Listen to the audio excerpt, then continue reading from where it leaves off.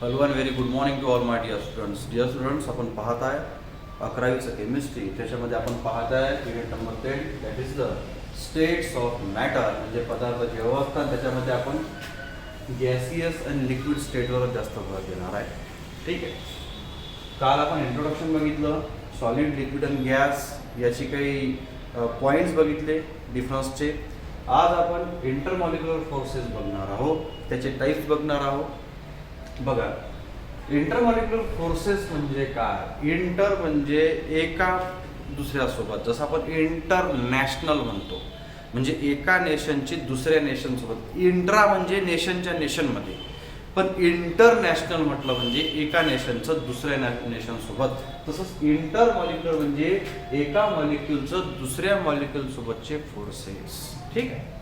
बघा, होते असं अट्रॅक्टिव्ह फोर्सेस म्हणा किंवा रिपल्सिव्ह फोर्सेस म्हणा, हे सगळे इंटरमॉलिक्युलर फोर्समध्ये येतात. बघा, एका मॉलिक्युलचं दुसऱ्या मॉलिक्युलसोबत एक तर अट्रॅक्शन किंवा रिपल्शन फोर्सेस, हे एका मॉलिक्युल दुसऱ्या मॉलिक्युलसोबत नेबरिंग म्हणजे शेजारच्या मॉलिक्युलसोबत राहते, त्याला आपण इंटरमॉलिक्युलर फोर्सेस म्हणतो. म्हणजे एका मॉलिक्युलचं दुसऱ्या मॉलिक्युलसोबत अट्रॅक्शन किंवा रिपल्शन कोणत्या नेबरिंग मॉलिक्युलसोबत, that is called the intermolecular forces. आपण असं पॉईंट्स म्हणू. दुसरा पॉईंट असा आहे का, attractive forces decreases increase the distance between the molecules. बघा, अट्रॅक्टिव्ह फोर्सेस म्हणजे इंटरमॉलिक्युलर अट्रॅक्शन. म्हणजे सपोज आपण जर पाहून राहिलो, now suppose this is the one molecule, this is the another molecule, यांचं जर तुम्ही सेपरेशनचं डिस्टन्स पाहिला, समजा इतकं डिस्टन्स आहे, हे त्यांचे न्यूक्लियस असेल और वॉट एव्हर समजा, तर हे जे सेपरेशनचं डिस्टन्स जेवढं कमी असेल त्यांचं अट्रॅक्शन जास्त वाढेल.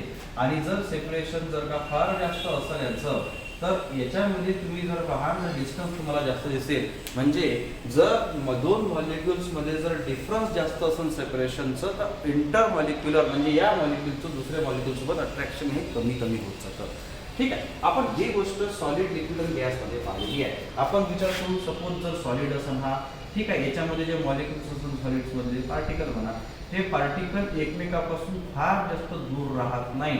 म्हणजे इंटरमॉलिक्युलर फोर्स ऑफ अट्रॅक्शन सॉलिडमध्ये सगळ्यात जास्त राहील.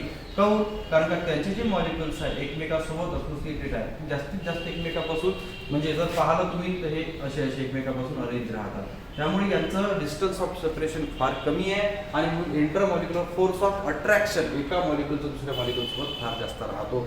जर हीच गोष्ट लिक्विडमध्ये पाहिली, तर लिक्विडमध्ये एक मॉलिक्यूल दुसऱ्या मॉलिक्यूलसोबत अटॅच्ड आहे, पण असा एवढा क्लोजली राहत नाही जेवढा क्लोजली तो सॉलिडमध्ये आहे. हेन्स या लिक्विड स्टेटमध्ये जर तुम्ही मॉलिक्यूल पाहता, एक इथं राहते, एक इथं राहते, एक इथं राहते, अशा विना आहे, म्हणजे त्यांचं डिफरन्स सेपरेशनचं जास्त आहे आणि म्हणून इथं इंटरमॉलिक्युलर फोर्स ऑफ अट्रॅक्शन सॉलिडपेक्षा कमी असतं. जर तुम्ही हीच गोष्ट जर का गॅसियस फॉर्ममध्ये घेतली, तर gaseous molecules are continuous in randomly motion. म्हणजे एक मॉलिक्यूल दुसऱ्या मॉलिक्यूलपासून हा वेगवेगळ्या डिफरन्स अंतरावर, म्हणजे जास्तीत जास्त अंतरावर राहील. म्हणजे एक मॉलिक्यूलचं दुसऱ्या मॉलिक्यूल सोबत असं समजा की नाही पटत अशा टाईपचं आहे. कारण बघा, हे मॉलिक्यूल्स यांच्यामध्ये कायनेटिक एनर्जी जास्त असल्यामुळे हे एका ठिकाणी कधी राहत नाही, ते कंटिन्युअस रँडम मोशनमध्ये इकडे तिकडे फिरत राहतात कंटेनरमध्ये. आणि म्हणून यांचं एका मॉलिक्यूलचं दुसऱ्या मॉलिक्यूलसोबत डिस्टन्स सेपरेशनचं फार जास्त आहे आणि म्हणून इंटरमॉलिक्युलर फोर्स ऑफ अट्रॅक्शन यांच्यामध्ये फार फार कमी असते.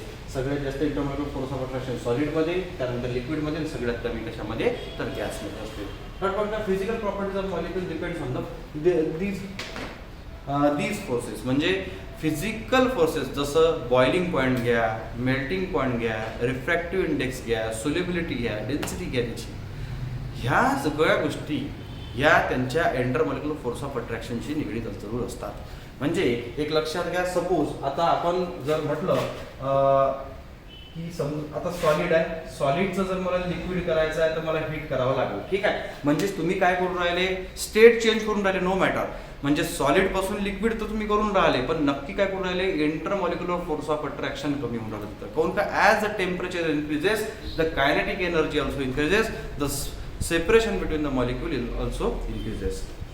म्हणजे सॉलिड पासून लिक्विड राहिलं म्हणजे इंटरमॉलिक्युलर फोर्स ऑफ अट्रॅक्शन इकडे जास्त आहे, सॉलिड पासून इकडे कमी आहे. आणि डबल जर लिक्विडचं जर का गॅसमध्ये कन्व्हर्शन केलं तर तुम्ही अजून टेम्परेचर त्याला देऊन राहिले, म्हणजे आता तर कम्प्लीट सेपरेशन होऊन राहिला, म्हणजे इंटरमॉलिक्युलर फोर्स ऑफ अट्रॅक्शन नावाची गोष्ट ही संपवण्याच्या मार्गावर तुम्ही लागलेली आहे. म्हणजे अशा कंडिशनमध्ये टेम्परेचर जेवढं वाढेल त्याची कायनेटिक एनर्जी वाढेल, कायनेटिक एनर्जी वाढेल म्हणजे त्याचं काय मुवमेंट वाढेल, मुवमेंट वाढला म्हणजे सरळ एकापासून दुसऱ्याचं अंतर एकदम जास्त राहील, एका मॉलिक्युल दुसऱ्या मॉलिक्युलसोबत बिलकुल घेण्यात राहणार नाही, त्यामुळे इंटरमॉलिक्युलर फोर्स ऑफ अट्रॅक्शन तिथे एकदम कमी होतं. ठीक आहे, अशा प्रकारे आपण त्याचं बेसिक जरी म्हटलं इंटरमॉलिक्युलर अट्रॅक्शन म्हणजे काय फोर्सेस म्हटलं तरी चालेल, तर याचं या प्रकारे. तर या लेक्चरमध्ये तुम्हाला या टाइप्स ऑफ इंटरमॉलिक्युलर फोर्सेस 5 प्रकारचे दिलेले आहेत.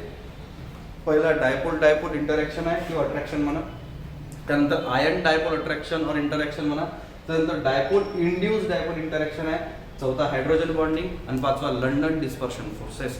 या युनिटमध्ये आपण आता या लेक्चरमध्ये डायपोल इंटरॅक्शन याच्यावर भर देऊ, बाकीच्या याच्यावर नंतरच्या व्हिडिओमध्ये आपण बोलू. तर आपण आता पाहणार आहे डायपोल इंटरॅक्शन इन डिटेल.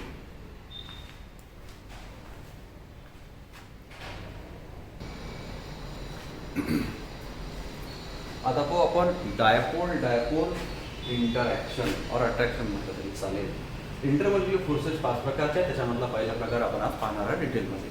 बघा शब्दाचा अर्थ घेऊ. डायपोल म्हणजे डाय म्हणजे किती तर 2, पोल म्हणजे इथे काय केमिस्ट्रीमध्ये पोल काय पॉझिटिव्ह आणि negative. Dipole interaction it is intermolecular attraction between one dipole molecule with अनादर नेबरिंग डायपोलर मॉलिक्यूल. म्हणजे एक जर मॉलिक्यूल आहे त्याच्या शेजारचा दुसरा मॉलिक्यूल, पण तो मॉलिक्यूल डायपोलर असला पाहिजे, त्याच्यावर म्हणजे पॉझिटिव्ह निगेटिव्ह पोल असले पाहिजे आणि याच्यावर सुद्धा पॉझिटिव्ह निगेटिव्ह पोल असले पाहिजे. त्यामुळे त्यांच्यामध्ये जे इंटरॅक्शन होईल अट्रॅक्शन होईल that is the dipole attraction.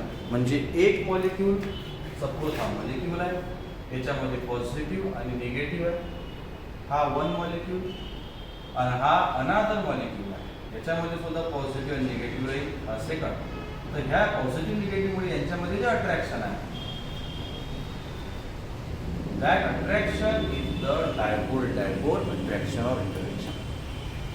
आता आपण एक्झाम्पल घेऊ. बघा डायपोलर कसं एक्झाम्पल आपण HCl चा स्टडी करायचं सांगतो. तर H वर पॉझिटिव्ह कॅरेक्टर येतो, delta positive that is the delta negative और पार्शियल पॉझिटिव्ह पार्शियल निगेटिव्ह म्हणून. काऊन का chlorine is more electronegative as compare to hydrogen, आणि म्हणून यांचा स्टडी करत असताना आपण हे असं लिहितो. नाव हा एक एरो आणि इकडे positive sign that indicate the chlorine is more electronegative as compared to hydrogen, and hence that 2 electrons shift more and more towards the chlorine and not on the hydrogen. म्हणजे याच्या मधात जर का तुम्ही 2 इलेक्ट्रॉन दिले तर हे सारखे असायला पाहिजे, म्हणजे सारखे डिस्टन्स ना, पण ते जास्तीत जास्त कोणाकडे शिफ्ट असतात म्हणजे क्लोरीन कडे. कोणता क्लोरीन काय मोर इलेक्ट्रोनिगेटिव्ह आहे. आणि या त्याच्यावरच्या साईनमुळे ह्या एरोमुळे असं सिद्ध होते का याच्यावर पॉझिटिव्ह कॅरेक्टर आहे आणि याच्यावर निगेटिव्ह कॅरेक्टर आहे, आणि हा एरो या साईडने शिफ्ट होऊन राहिला म्हणजे हे इलेक्ट्रॉन जास्तीत जास्त क्लोरीनकडे शिफ्ट आहे. काऊन कारण त्याची इलेक्ट्रोनिगेटिव्हिटी जास्त आहे. आणि इलेक्ट्रोनिगेटिव्हिटी म्हणजे काय tendency of attracting shared electron towards it's, म्हणजे स्वतःकडे इलेक्ट्रॉन खेचण्याची क्षमता. तर जसं तुम्ही HBr घ्या ना, सेमच कंडिशन आहे HBr, इथं सुद्धा तुम्हाला सेम डायपोल मूवमेंट असंच लिहावं लागतं. आता हा एक मॉलिक्यूल आहे, HCl चा एक मॉलिक्यूल आहे, HCl च्या दुसऱ्या मॉलिक्यूल सोबत इंटरॅक्शन करन, अजून असे लाखो करोडो मॉलिक्यूल सोबत इंटरॅक्शन करनच. मग आता हा डायपोलर आहे हे कशावरून समजल तर याच्यासाठी डायपोल मूवमेंट काढावं लागते. Dipole movement equals to charge into distance of separation of 2 molecules. Now dipole moment म्हणजे mu, charge म्हणजे q आणि distance of separation equals to the r. Now mu equals to q unit r. What is q? Q is the charge and what is r? R is the distance of separation between the two that molecules. ठीक आहे, म्हणजे positive negative charges असं molecule म्हटलं की या within the molecule असं म्हटलं ते सांगा. म्हणजे आता डायपोल मोमेंट जर तुम्हाला काढायची आहे, मग आता mu equals to q into r. नाव q, what is q? Q is the charge, that is the coulomb. Charge आपण कशामध्ये मोजतो? कुलममध्ये. आणि तुम्ही डिस्टन्स कशामध्ये मोजणार आहे? मीटरमध्ये. हेन्स याचं जर युनिट असेल, युनिट काय आहे त्याचं? युनिट आहे ते डबाय. डबाय म्हणजे D. Hence 1 debye equals to 3.333 into 10 to the power minus 30 coulomb per meter. Dipole moment काढता आपल्याला याची कशाची, कोणत्या मॉलिक्यूलची डायपोल मोमेंट काढता येते? त्याची डायपोल मोमेंट जर काही व्हॅल्यू मध्ये येत असेल तर त्याच्यामध्ये दोन पोल आहे म्हणजे आहे. मग बघा, dipole moment charge into distance. चार्जला आपण सी मध्ये मोजतो म्हणजे कुलम मध्ये, आणि डिस्टन्सला आपण मीटर मध्ये मोजू. मग आता याचं युनिट आहे कशाचं? डायपोल मुवमेंटचं. काय? डबा आहे. हे त्याचं म्हणजे नोटेशन आहे, आपण त्याला म्हणतो, संबोधतो. युनिट काय त्याचं? डबा आहे. ठीक आहे, जसं आपण लिक्विड मोजायचं तर लिटर मध्ये मोजतो तसं. तर डबा आहे. Debye that is the capital T. What is 1 debye? 1 debye equals to 3.33564 into 10 to the power minus 30 coulomb per metre. Centimetre नाही आहे ते, सेंटीमीटर असतं, सी स्मॉल असता, एम सुद्धा स्मॉल असता. सी कॅपिटल आहे आणि स्मॉल मोठा आहे म्हणजे कुलम पर मीटर असं ते आहे. आणि जर याची व्हॅल्यू काही ना काही 1 मध्ये येईल. आता जसं पहा, तुम्ही जर HCl ची जर का व्हॅल्यू पाहिली तर 1.03 डबा येते. जर तुम्ही H2O म्हणजे वॉटरची जर ही व्हॅल्यू पाहिली तर 1.85 डबा येते. जर सपोज एक्झाम्पल CH3CN ची जर तुम्ही व्हॅल्यू पाहिली तर 3.9 डबा येते जवळपास येते. काही लहानशी गोष्ट नाही आहे ती, जवळपास त्याच्या येते. म्हणजे ह्या व्हॅल्यू आहे. जसं आता हे समजा 1.85 आहे म्हणजे 1.85 इंटू एवढं, समजा 1 डबा आहे म्हणजे एवढं, तर 1.8 डबा आहे म्हणजे किती? तर एवढं कुलम पर मीटर एवढा चार्ज त्याच्यावर. हेच त्याच्यावर नेट डायपोल मोमेंट आहे नाही. मग आता हे लक्षात घ्या. आता हा झाला एक मॉलिक्यूल. सपोज आता HCl ची गोष्ट चालू आहे तर नाव H आणि हा Cl. पहा, याच्यावर पॉझिटिव्ह, याच्यावर निगेटिव्ह. ठीक आहे, तसाच दुसरा सुद्धा HCl मॉलिक्यूल राहील. एका बीकर मध्ये एकच मॉलिक्यूल राहते का?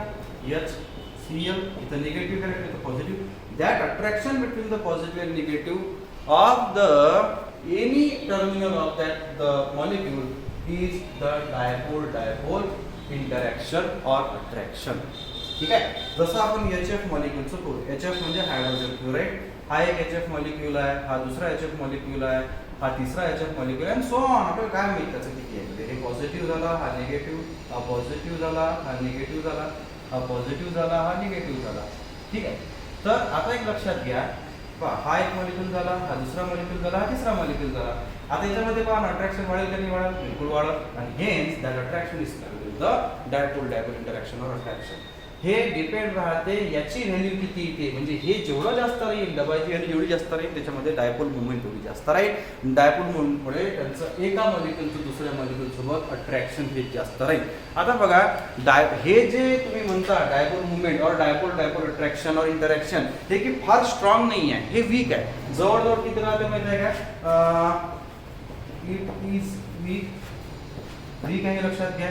आणि 3 to 4 किलो जूल आणि मोल इनवर्स एवढी एनर्जी याच्यामध्ये राहते. हे फोर्सेस तेव्हाच अस्तित्वात येतात जेव्हा यांचं अट्रॅक्शनसाठी यांचं सेपरेशन डिस्टन्स कमी असेल तेव्हाच. आता होते कसं, अजून एक पॉईंट बोलायचा म्हणजे असा, जर का मॉलिक्युल्स मध्ये सपोज एखादं लिक्विड आहे, जसं HCl लिक्विड घ्या किंवा कोणतं लिक्विड घ्या किंवा फक्त सॉलिड घ्या. हा, गॅसेसमध्ये ही गोष्ट येत नाही. कोण का गॅसमध्ये काय होऊन राहिलं का, गॅस मॉलिक्युल्स एकापासून दुसऱ्यापर्यंत जवळजवळ राहतच नाही. त्यामुळे सेपरेशन डिस्टन्स जास्त आहे, त्यामुळे डायपोल अट्रॅक्शनचा तिथं विषयच येत नाही.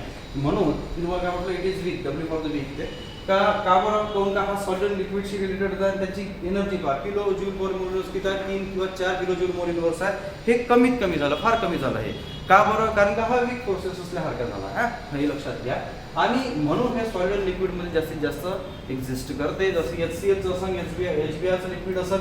आता HCl म्हणा की HBr घ्या, त्यांच्या जर का डबाची मुवमेंट जर का तुम्हाला माहित असेल, म्हणजे डायपोल युनिट जर तुम्हाला असेल त्याच्याकडे, त्याची व्हॅल्यू जर तुमच्याकडे असेल तर तुम्हाला लक्षात येईल तर त्याचं किती डायपोल मुवमेंट आहे. आणि जेवढं त्याचं डायपोल मुवमेंट वाढते त्यांचं एका मॉलिक्युलचं दुसऱ्या मॉलिक्युलसोबत अट्रॅक्शन वाढते आणि ही गोष्ट त्यांची बॉइलिंग पॉईंट वाढवण्यात सुद्धा मदत करते. जसं CH3CN जर असेल सपोज, तर याचं तुम्ही पाहा तर डायपोल मुवमेंट फार जास्त आहे, त्यामुळे याच्यावर लक्षात येते का एका मॉलिक्युलचं दुसऱ्या मॉलिक्युलसोबत अट्रॅक्शन किती जास्त आहे. ठीक आहे, तर या प्रकारे हे झालं डायपोल डायपोल अट्रॅक्शन, त्याला इंटरॅक्शन म्हटलं तरी चालेल. पुढच्या लेक्चरमध्ये याच्यानंतरचे आपण काय पाहणार आहे, तर इंटरमॉलिक्युलर फोर्सेस पाहणार आहे. तिथपर्यंत धन्यवाद.